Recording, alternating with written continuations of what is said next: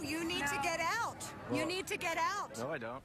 That was the last time we heard Melissa Click speak, but tonight that's all changing as she finally breaks her silence. Click reached out to ABC 17 News for her first ever interview following that infamous viral video and an assault charge that was later deferred. Tonight, I talked to Click about the viral moment, the fallout, and what's next. What happened after that happened really quickly.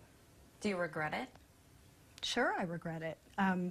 When I watch the video, I feel sorry. I feel embarrassed by my actions. Hey, you want to help me get this reporter out of here? I need some muscle over here. I never was calling for violence. It's just something that came out. I'm hoping that the people who will watch this interview will be able to identify with saying something in a hectic and flustering moment that they didn't mean, and you can only hope in a moment like that that you're not being recorded and that it won't be put on YouTube.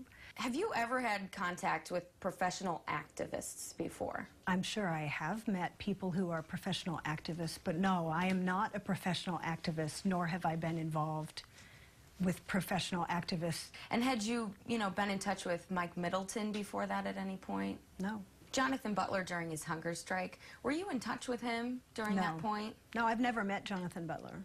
Just at the homecoming parade? I mean, I stood with him, but we didn't speak. Okay, so you've never had a conversation, interaction with him? Not even afterward?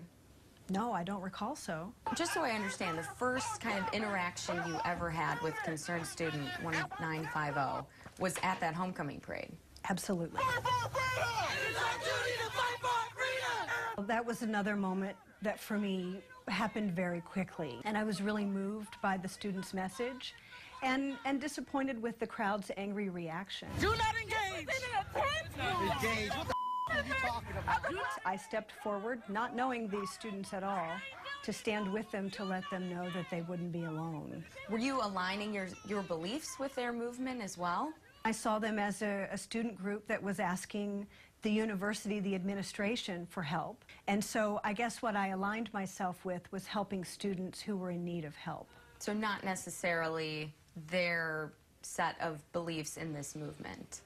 Well, I never had any discussions or consultations with them about what actions they were taking in the movement. So I wasn't that engaged with them to know intimately what they were doing and what they were trying to accomplish. Oh, a lot of people say, hey, you're a communications professor. You know about the First Amendment.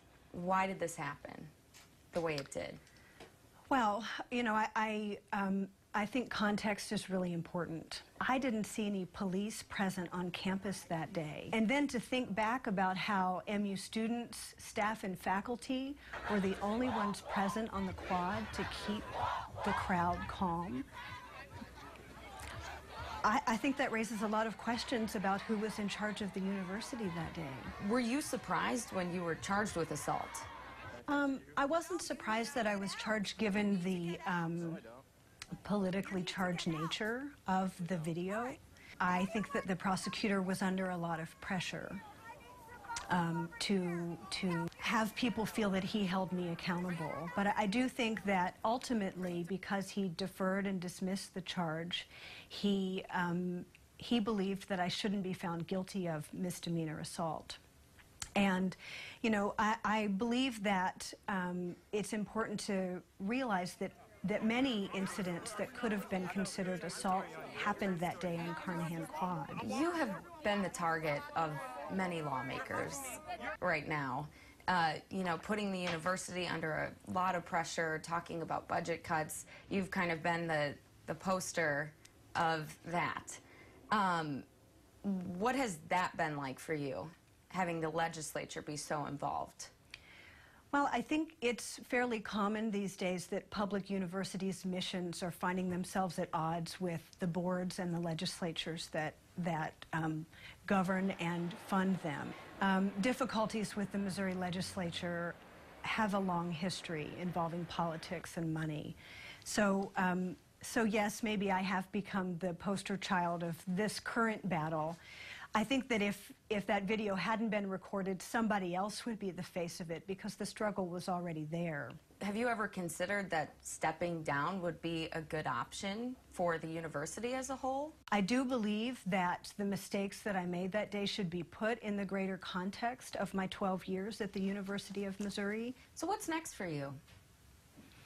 Well, I hope I'm put back in my classroom soon. My students want me back. I'm ready to be back in my job. I don't believe I'm a danger to anyone. I have a lot to give the University of Missouri still, so I am awaiting good news from the Board of Curators that I can go back to the classroom. And I'm going to stay and fight for my job. Once the cameras were off and I was walking Melissa Click to the door after the interview, she said to me, quote, "I hope people see me as a person and not a monster," end quote. You can check out the entire nearly half-hour interview for yourself. It's all posted on abc17news.com.